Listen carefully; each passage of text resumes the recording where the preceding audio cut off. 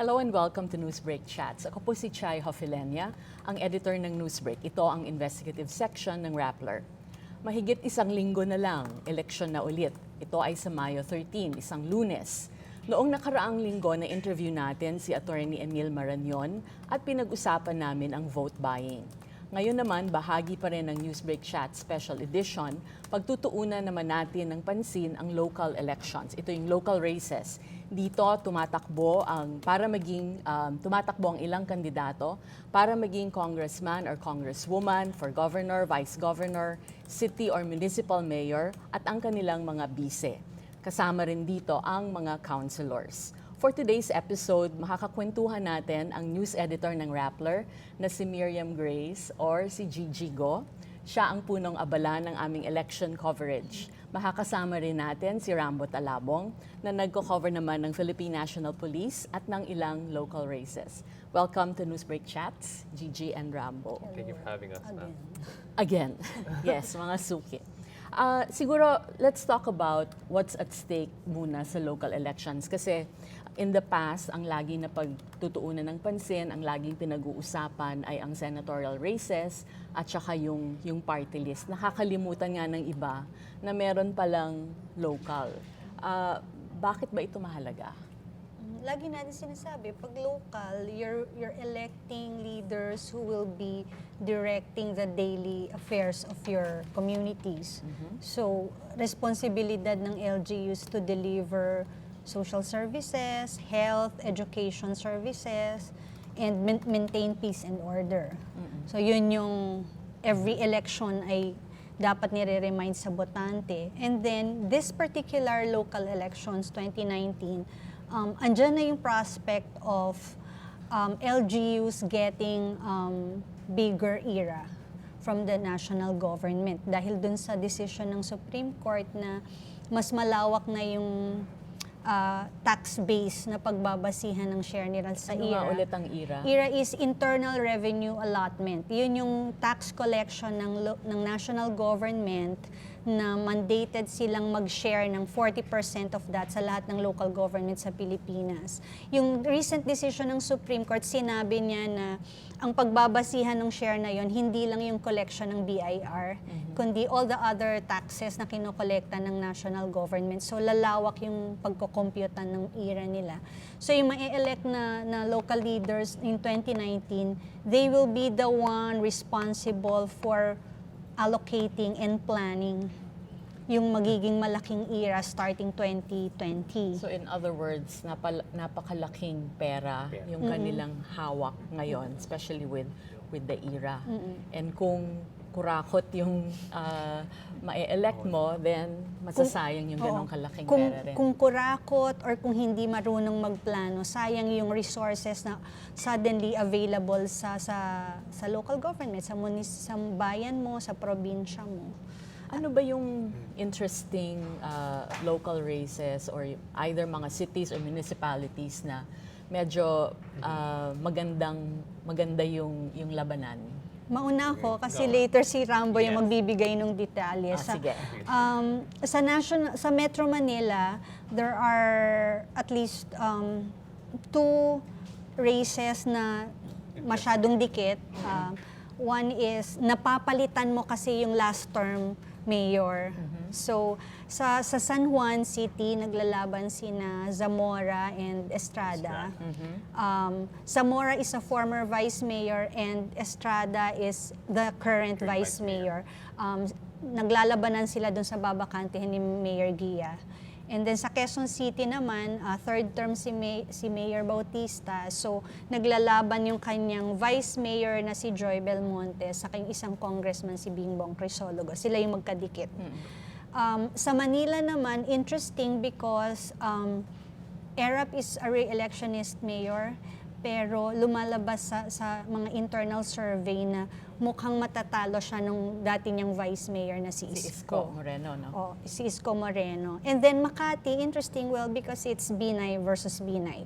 Yung internal surveys show that it's Abby ahead, but dalawang Binay pa rin na parang nagiging spectacle talaga habang lumalapit yung araw ng election. And then another interesting na pwedeng tingnan is yung mga national officials before who are seeking local seats naman. For example, Senator Chis Escudero is running for governor of Sorsogon. Lauren Legarda, another outgoing senator, is running for Congresswoman of Antique. And then June Evasco, who used to be trusted by the president, who used to be cabinet secretary, is running for governor of Bohol. Pero medyo kapansin-pansin na the names that you mentioned, parang hindi sila, parang datihan na sila.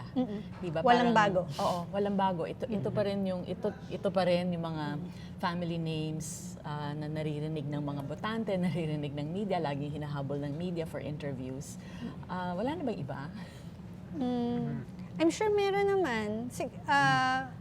Meron bang area sa halimbawa na medyo may bago? Oo. Meron bang ganun? Meron bang totoong bago? At least yung mga LGUs na kino-cover ni Rambo parang Relatively new. relatively new but not totally new. Katulad ng... Kasi I'm currently covering, or actually I've covered the campaign kickoffs and forums of San Juan and Bulacan.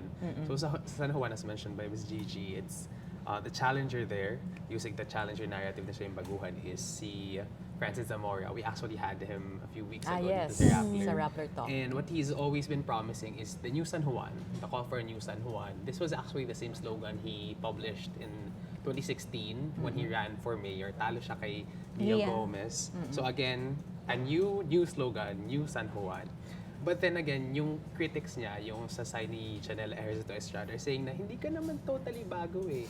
Kasi yung dad mo rin naman matagal na lawmaker, si Ronnie Zamora, who's a Yes. veteran of Congress. Reporter pa ako, Ronnie Zamora na siya Nandiyan na sa, siya sa Congress. And yun, ano na niya, his dad was in Congress for three max limits.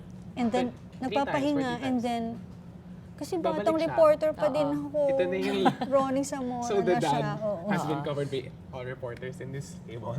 And ayun, sa Bulacan naman we have Christian Natividad, Aguila Natividad. Namana niya yung pangalan niya from his dad, who was also a politician.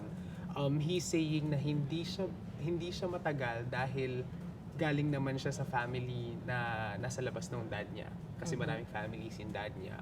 So he's saying na, hindi naman talaga ako natuto from him directly, hindi ako nag-benefit directly, but still, But he's mayor now, di ba? mayor now of Malolo City. It's a big jump for for Bulaqueños kasi taga Malolo siya. Hindi pa siya kilala everywhere. So parang bago siya in that regard. But then his name is still old. So there's this turning around of how to brand themselves as new even if their roots are old in the local political scene. Meron ding younger Younger. politicians, di ba? Yung anak ni Soto. Soto, Vico Soto. Vico Soto, Si Vico running Soto. for Who Pasig else? Mayor. Meron pa bang mga bata relatively? The other Soto in Quezon City, right?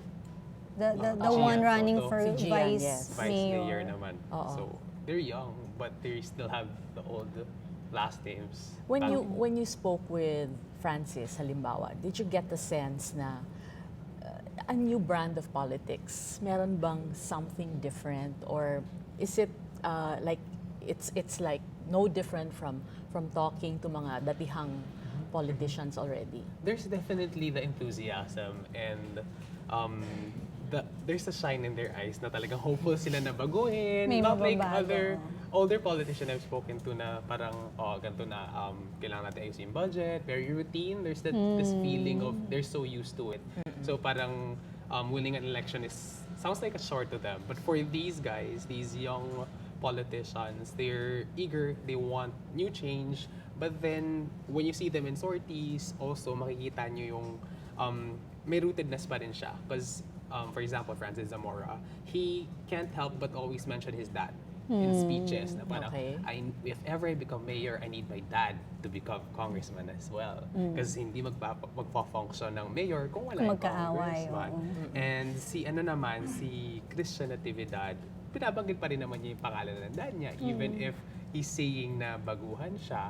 And yung kanyang bago, I guess, is sinasabi niya na he wants to upend Bulacan kasi matagal na rin yung kanyang kinakalaban, si Governor Willie C. Alvarado and Daniel Fernando Vice Governor. So para itong buy one, take two. By 1 to 2, yes. Or pwede rin Sila. sigurong the younger ones are mentioning their parents or grandparents kasi Name recall.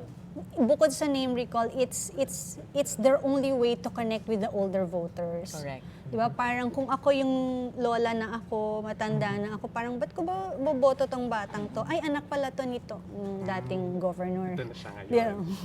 Parang apo ko din to kasi. Yan. Pwede. And actually, that same narrative is actually used by the rival of Francis Zamora, Janela Estrada. Sinasabi niya, she's actually just 3 years out of college or 6 years out of college from LaSalle. And she went straight being a Politician. councilor, then vice mayor siya ngayon, then now mayor. So ginagamit din niya yung narrative na bago po ako. But then here, for Janela Estrada, you really see her repeated reference to their legacy, the Sinong mas madalas Estradas. niyang nire-refer? Yung lolo niya o yung tatay niya? The dad. Okay. Si Si Jinggoy. Always Jinggoy. Jinggoy is mentioned. Kasi nasa Manila na ngayon si former president. But of course, sinisimulan palagi nila yung speech nila na si dating Pangulong Erap Estrada. Kung ganyan na binabanggit yung relatives, yung mga the past, connections to the past. Kung baguhan ako and wala akong political connections whatsoever, and I'm just driven by the desire to serve and make things better, parang what are my chances? What do I do para makasingit ako dun sa napaka-heated na political arena na yon? I think pwedeng magpakilala. Lagi natin kasi iniisip na hindi makahabol agad yung baguhan kasi lagi tayong limitado dun sa campaign period. Pero siguro kung isang well-intentioned na tao gustong pumasok sa local politics, magpakilala ka na years before. Parang pwede ka namang magpakilala sa community mo or through the sectors, for example, through different sectors ng kung ano talaga yung advocacy mo, kung ano yung kaya mong gawin, doon ka magsimula. Kasi hindi mo talaga hihintayin yung campaign period to saka ako magbablast at magta-try mag-establish ng awareness kasi pakain ka talaga ng alikabok sa incumbent. And I think, yun, as mentioned by Ms. Gigi, there's no luxury like, for example, Janela Estrada, who just jumps from councilor to vice mayor and then now mayor. For some local bets na nakikita ko sa local campaign, they really have to rise through the ranks. SK, tapos konsehal, mayor, as in constant siya, tapos sinusuyo palagi nila yung ruling family for their locality. Nagpapalakas muna sila before they get the trust na, pwede ka nang kunin as vice mayor kasi wala nang kapamilya yung ruling family. Because remember, si Jesse Robredo, we all admired him kasi matino and all. Pero hindi naman siya mananalo sa Naga kung hindi yung initial run niya. May backing ng uncle niya, si Villafuerte, who was a traditional politician galing sa political dynasty. Kailangan talaga merong kang network in whatever form. It's a network of a sector, siguro a network ng civil society groups, or network ng kamag-anak mo kahit hindi mo siguro diretsong parent. Or Sa mga bata, did they get the chance to discuss with you yung strategy nila halimbawa? Parang, kasi yun nga, yung mga datihan would make use of ward leaders and networks, no? Pero sa bata ba, meron bang use of technology, meron bang new ways of campaigning na ginamit nila or siguro dinevelop nila from their mga datihan, mga tatay nila and mga ibang kamag-anak? Yes, actually for Bulacan governor candidate Christian Natividad, meron talaga siyang team for social media because I actually spoke with one of his team members. Sabi niya na marami talagang Bulacan yung nasa social media. They got that information from Facebook, from intelligencers. So they invested in social media and lagi daw nagba-viral si Christian Natividad. I haven't seen the posts themselves, but I saw the Facebook page, 100,000 likes yung per post. As in, madami talagang likers. And then also, you have, for Francis Zamora, when Francis Zamora went here, he actually asked me, anong oras yung ating TikTok kasi kailangan ko i-share sa aking Facebook at saka Twitter para malaman ng aking followers. So, Actually, they kahit have yung that. matatanda, natututo na. Kasi ako, I mean, I don't click on political posts from my locality, pero mag-isang lumalabas sa feed ko, yung mga boosted na post ko, Boosted, anong yes. may mayoral candidate dito, na paano ko nahanap nito. Or kahit si another one you covered, Rambo, Cebu, Tommy Cebu Osmeña, Tommy, yes. di ba? Very Si active Tommy. sa social media. Yes. Na may eagerness to learn.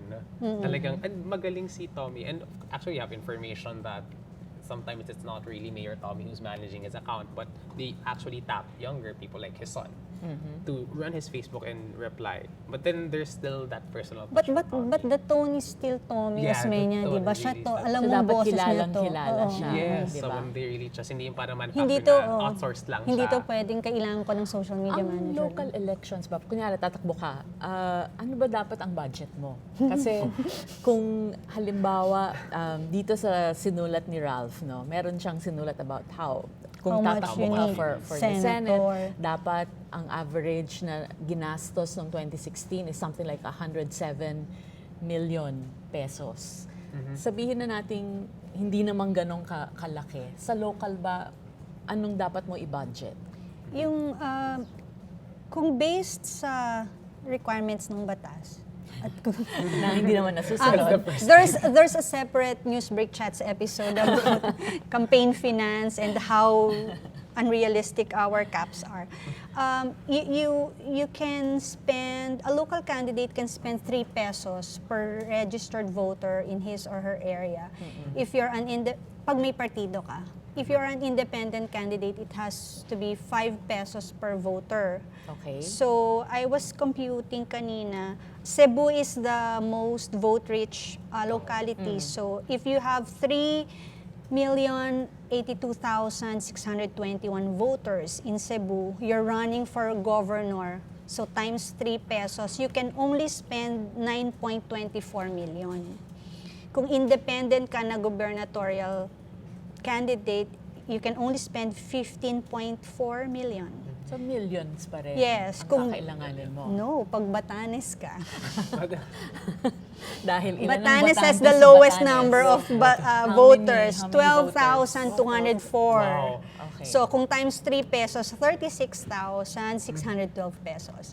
Kung independent ka, 61,020 pesos. Interesting. Okay, pero sa local, 'di ba? Ang sabi kasi nila pag national, ang bulk ng budget mo napupunta sa political ads, sa television, sa radio. Pero kung local ka naman, hindi ka naman masyado mag-TV ads na, 'di ba? Sa local lang siguro, local Oo, station. mas radio ang tutok mo. So hindi rin ganun kalaki ba ang gagastusin mo for media? Kung ganon, kasi radyo, kano lang ang radyo. Siguro different kung nasa metro areas ka. So kung nasa Metro Manila yung LGUs ko, most likely nasa national TV ako magpe-place ng ads. So kung taga-probinsya ako na may mga, or yung mga regions na may mga regional stations, doon ako magpa-place ng ads, mas maliit siguro yung rates nila.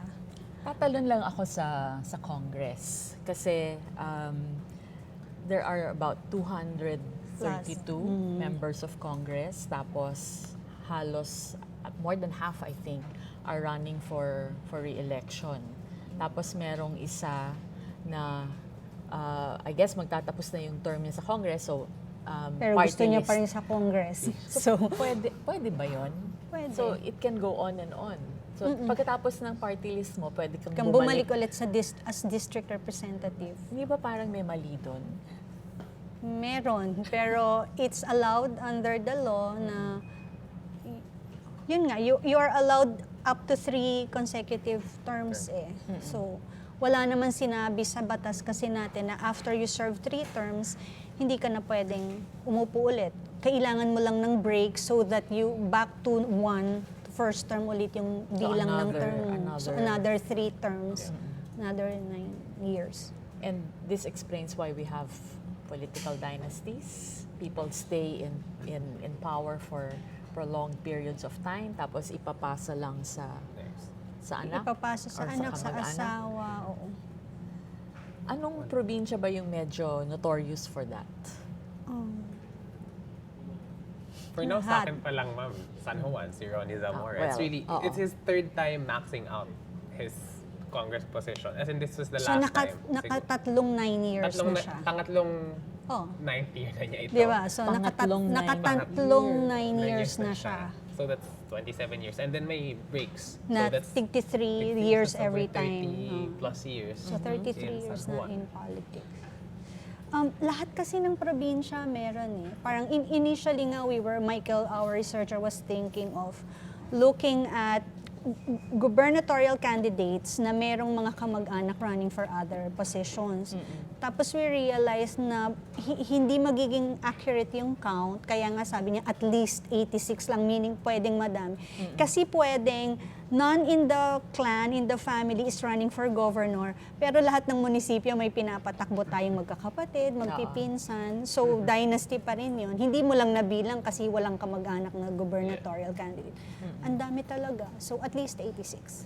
Yung column ni Attorney Marañon today, he's citing a studies observing that in the last 4 elections, yung members ng dynasties na naging congressman, governor, at mayor, nag-increase lahat.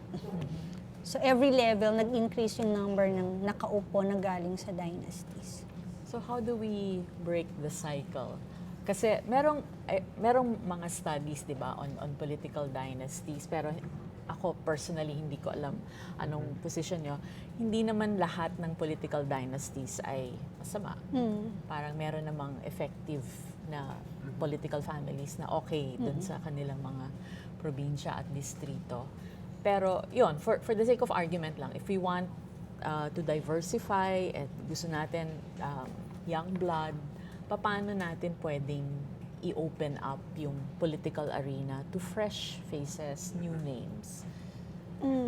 Meron ba kayong ideas? Well, ang isang proposal ni Attorney Marañon is limitahan yung number ng pwedeng takbuhin. Ito din yata yung proposal ni the late Senator Miriam Santiago. Na limitahan yung number ng members ng isang dynasty who can run in the same election. Or at least limitahan yung the area where they can run. Kasi halimbawa yung mga haloshos from their Zamboanga pumunta na sila sa iba pang Zamboanga provinces. Yung ganun, may ganun. So limitahan yung members, limitahan yung area. Yun yung isang pwedeng gawin. Pangalawa is a lot of voters every election nagrereklamo tayo na wala na bang iba, may laging dynasties, pero hindi kayo nagtatakbo ng kandidato nyo. Or pag may tumatakbo na alternative candidates, hindi nyo naman sinusuportahan. So parang sa ngayon, kung wala tayong batas, kung sinasabi nila na wala pang batas defining what is a political dynasty and therefore we cannot implement the constitutional ban on dynasties, ang resort natin talaga is anong pwedeng gawin ng mga botante. And that is, kung lagi tayong parang, resigned ka na kasi sila na yung nakaupo, sila yung may organisasyon, di mag-organize ka for an alternative candidate. Or sectors na kailangan mag-unite kasi kailangan we are behind one alternative candidate. Hindi yung may 5 tayong alternative candidates, tapos lahat silang 5 ipaparada mo against an incumbent. Wala ding mangyayari. Rambo, meron ka bang naisip? For me, looking at it, like sa campaign mismo, it's really, while watching their campaigns and seeing the people going in and out the stages, it's actually, lagi silang old names ang lumalabas-pasok. So parang, it's also these people who decide to make on the rules. They make the rules kung ano yung pwede at bawal sa dynasties. So, yung mga, whether they want to organize or not, they're already at a disadvantage because the system is already, as people might say, it's already flawed kasi pwedeng paulit-ulit sila. So, wala naman ding incentives yung old names to open up and accept more candidates from outside their own circles. Oh, definitely hindi manggagaling yun sa kanila. Kaya nga kailangan yung mga outside of the dynasty yung mag-initiate how. Yung isang pattern din na kapansin-pansin, di ba, hindi naman siguro every election year, pero pag election, may mga nadadagdag na legislative districts. Is this a good thing or a bad thing? Sa akin, okay lang. Kasi when you say district representative, you're supposed to represent the concerns of a certain constituency. So kung marami na talagang residente at botante yung isang lugar, siguro mas effectively mare-represent siya kung may sarili siyang distrito kaysa... Cavite, nagdagdag, di ba? Ang Cavite is from 3 district over the last few years naging na kami, 8. Wala na ba kami? 7 or 8? Ang laki Wala kasi ng yata. Cavite Kasi na ang laki naman namin, how many voters do we have? 2.14 million yung voters. Hindi plus yung residents na hindi pa botante. So parang nasa 3, baka na near 4 million na yung Cavite. So kailangan talaga. Mayroong mga pagkakataon na kailangan talaga. And then meron namang provinces na hindi ganun ka-densely populated pero nagka-create ng bagong district kasi sobrang laki ng land area. So kung ako yung congressman mo, andito ako, paano kita mapupuntahan lagi dyan sa may mga bundok, for example, yung mga barangays na hindi maabot. So baka better that your representative comes from that area also. So okay lang sa akin. Actually, overdue nga yung marami sa mga district na na-create, overdue na yung pagka-create sana. Parang sa Thailand yata, they have a law sa constitution nila na for every 150,000 constituency dapat may isang congressman or parliament representative. So dapat ganun din tayo kung gusto natin Meron sa bang Rizal. cases na medyo politically motivated siya? Gerrymandering. Oo. I don't. What you call gerrymandering. Ang problema kasi is magiging technical sila na you cannot create, kahit politically motivated, if the district or the cluster of municipalities meets the requirements for creating a separate district. Wala kang choice. You have to pass the law, you have to approve it. Hindi mo mako-question kasi legal. Yung latest na naganap today lang is the withdrawal of Rudy Fariñas as gubernatorial candidate. Medyo, ba yun, kagulat-gulat na pangyayari. Ako talaga. Inassign kay Gigi. Nakakagulat in the sense na bakit kasi may pagpapanggap pa na nag-substitute. 'Di ba? Kasi nung filing ng candidacies na may nag-file ng candidacy against the son of Amy Marcos na unknown. So alam mong eventually Fariñas would substitute kasi apparently he had done this in the past na may ibang nagpo-file tas magsa-substitute siya. And true enough, noong magka-campaign na, bigla siyang nag-substitute. So, tapos ngayon magwi-withdraw siya. So parang, as I said in my newsletter today, parang hindi naman ito victory for those campaigning against political dynasties. Kasi parang, so niloko lang ba tayo or yung mga Ilocano voters na magkaaway sila ni Amy, so lalabanan ko. Tapos bigla ngayon, nag-usap na ba kayo? Bakit bigla kang nag-withdraw? And then, at the same time, pag-withdraw niya naman, meron pala siya kasing 3 anak na naiwan na tumatakbo different positions. So, may naiwan pa rin na dynasty. So, parang, I guess from the point of view ng media, ang malisyosong media, iisipin mo na baka may horse trading na nangyari, may some sort of political accommodation or negotiation among the dynasties. Among the dynasties. So, the Marcoses will end up being more entrenched. Fariñas din naman, dominant political party. Pero, is it a good thing to see na, may mas batang Marcos na papasok, yung anak ni Amy. Pero hindi pa rin siya, as we said, hindi pa rin siya bago kasi Marcos pa rin siya. Parang yung Binay, sabi nila na 2 bata yung nag-aaway, pero whoever wins, Binay pa rin yung nakaupo. Correct. So parang talagang kailangan ng alternatives ng mga baguhang pangalan at mga mukha. Rambo, ine-expect mo ba na magiging mas violent itong election na to? Lalo na in areas na medyo tight yung races. Actually, the police, galing lang ako sa DILG press con kaninang umaga. And the police actually expect that the election-related violence to spike. As usual, ganun talaga sa last few weeks ng election, dumadami yung patayan when the stakes are higher, when it's tighter, and talagang crunch time na, so people are more motivated to commit crime. But right now, wala pa namang reports of adding new hotspots. It's still the usual, yung election. Ilan hotspots natin? Hotspots is over 700 yung latest report from the PNP. How does that compare to the previous? Meron ka bang We still don't naalala? have data on that. Well, Wala but we're pa. going to, we're going to compare that. Yeah. 702. But it's always, the hotspots are always based on past data. So kung violent ng previous election, tsaka siya magiging hotspot ngayon. So there's that system din that 702 municipalities, bale, or localities, cities? cities and municipalities combined. At least 700. And wala pa naman monitor yung police daw na moving na private armed groups. That's usually the threat that they're seeing, private armed groups. Kasi talagang police stopped politicians from being chummy with the local police chief. Ni-reshuffle nila yung maraming police, so hindi na sila close, supposedly. For local arms naman, wala naman daw so far na threats. How about Cebu? Kasi napaka-major province ng Cebu, very vote-rich. Ano yung reports naman din doon? Mas daily yung EJK ng Cebu. Yeah, ang dami pa rin barilan sa Cebu. From when I went there, after I came there 2018, dire-diretso pa rin. As I've spoken to our Cebu correspondent, si Ryan Mac Casero, meron pa rin patayan.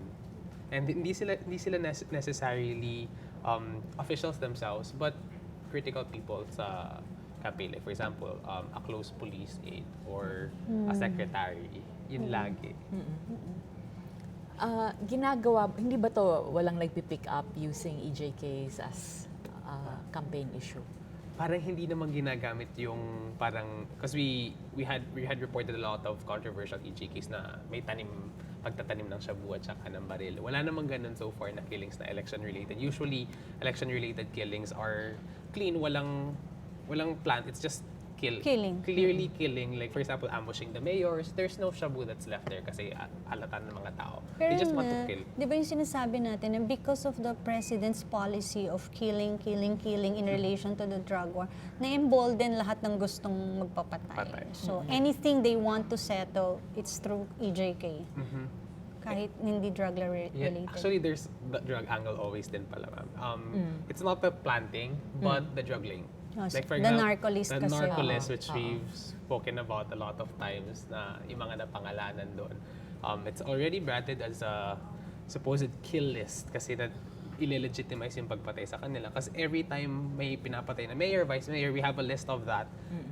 One of the first questions that always asked is he or she related to drugs? So there's that assumption na, is it justified? Porque drug-related siya, valid na yung pagpatay sa kanya. In fact, meron tayong storyang ilalabas coming soon tungkol sa killings na to na supposedly narco list, tapos suspects pa lang pero yon. And related sa election. Oo, Local related elections. sa elections. And yung storyang ito will be focusing sa Cebu. Is it turning out to be yung drug killings, is it turning out to be an issue in Cebu saka Bulacan, 'di ba? Yung recent report mo about Central Luzon being the new hotbed of drug killings. Actually sa Cebu, yan talaga yung one of the hottest issues. Cebuanos I've spoken to, they really notice na ang dami namamatay. And this is one of the most talked about issues by Tommy Osmeña.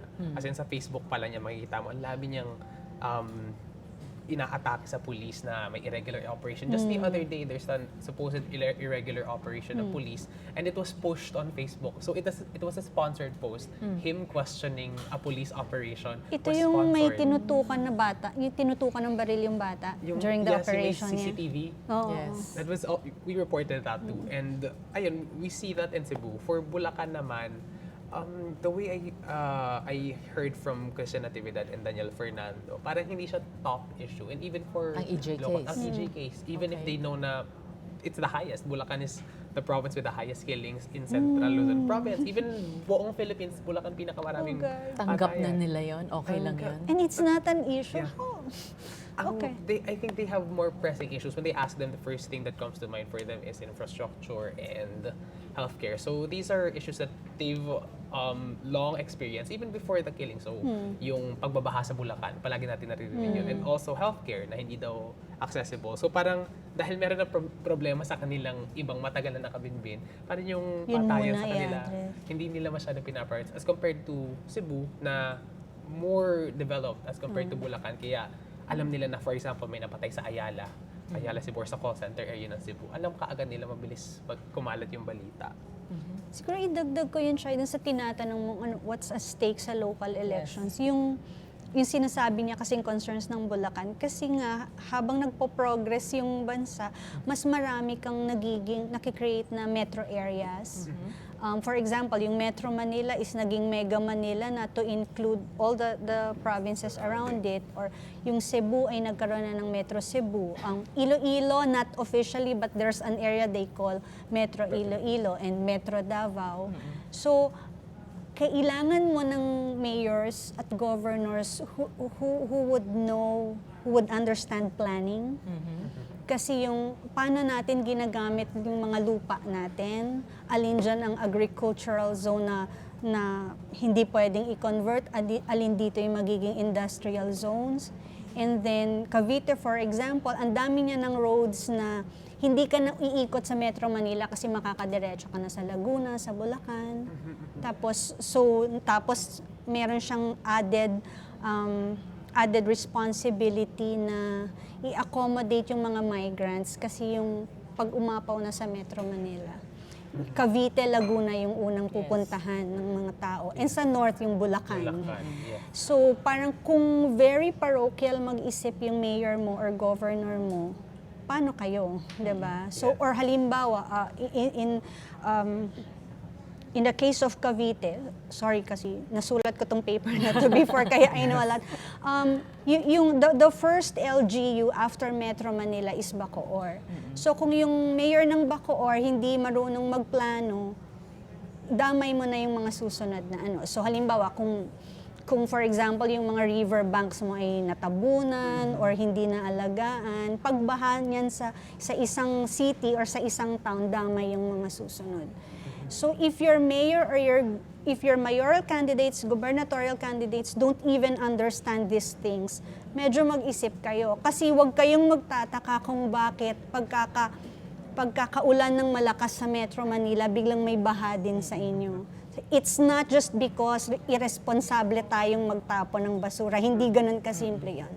Kasi ito yung mga subdivisions nyo na in-approve ng local engineer, binigyan ng permit yung developer nang hindi tama yung plano na binigay sa inyo or yung mga may fire hazards na hindi. Siguro, huling tanong na lang, no? Kasi for the senatorial elections, parang laging malinaw naman yung influence ng Pangulo, the weight of Malacanang. But when it comes to the local, nararamdaman pa rin ba yung influence ni Presidente Duterte? Or pretty much independent gumalaw ang mga local, and it's the other way around. It's the national who are in fact dependent on the local officials. I guess I'll start on the LGUs I've covered. First that I went to before the campaign period is of course Cebu.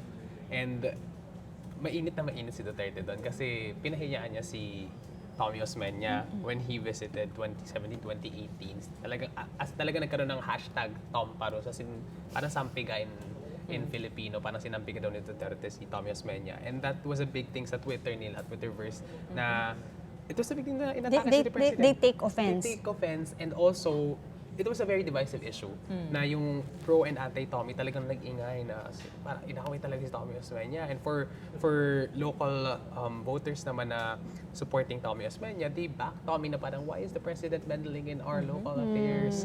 That's for Cebu, talagang malaki yung influence. And of course, as we mentioned earlier, talagang the issue of the drug war, which was also popularized by President now, it's a big thing in Cebu. For San Juan, ang nakita ko doon, a big factor is looking for the endorsement of the president. Kasi doon sa San Juan, very weird, and this actually happens in other local government units. They sought for a picture of Duterte raising their hand. As in both Francis Zamora and Janela Estrada got a photo with Duterte. So, San Juaneños think na, Natividad din, di ba? Before your interview, si Natividad, Natividad parang din also. yung rival niya sought Duterte's photo. So before our interview with kasi Natividad, when we went to Bulacan, meron daw siyang picture. But yung rivals niya, pumuntang Manila, inimbita silang tatlo, si Natividad hindi na pumunta, but yung dalawa pumunta because they needed a picture supposedly with Duterte raising their hand. So it's really clearly like a stamp na I'm president approved and Lamang ako. I have the favor of the president. I'm going to enforce his promises. And as we've seen also in surveys, mataas pa rin yung approval rating ni President Duterte. So that's a big thing. And aside from that, I always ask them, how big is it for you to implement a president's campaign? They really want to end drugs in 3 years and corruption in 3 years. So sinasama talaga nila yun sa campaign nila. I don't know if it's only by virtue of them being PDP Laban or First Script, but they actually they thought about it and they added it in their platform, yung campaign ng national. Kasi Sa noon, Cavite, Gigi. ano, Kasi yung kinukwento nga ni Rambo, yung sa local ng Cavite, Duterte rin ba ang hinahabol? I think no question naman kasi sa Cavite, the Remulias are allied with Duterte. And I think Duterte personally likes them, especially So si may Boying rapport. Remulia. Yung mga mas local, meaning mga munisipyo sa kasyudad, ang makikita mo nilang posters doon is more of bongo. So parang they're accommodating him because they know he is very close to the president. So I think it still matters. Parang in the past election, we would always say, yung mga local yung magde-deliver yung makinarya nila for national. Okay lang naman, hanggang senador totoo pa rin yun. Pero this president kasi may kahalo ng it's either didikit ka because he's very popular or ayaw mo siyang inisin kasi baka manarcolist ka. I think in other provinces yun yung case. Okay. Marami pa tayong pwede sanang pag-usapan pa, pero we just have 30 to 40 minutes for this. Yes. Maraming salamat sa inyong inputs, Gigi and Rambo. Thank you. Again, May 13 sa Lunes. It's the week after next week ang eleksyon. Higher stakes nga, sabi nga ni Gigi, there are higher stakes that are involved. And also we know that all politics is local. So yung local elections talagang kailangan pagtuunan ng pansin. And if we want a strong local government, we have to choose very good local chief executives. And we have to actively look and encourage younger, new politicians, new faces. And you can only make that happen, especially if you vote on May 13, the coming elections. Thank you very much for watching Newsbreak Chats.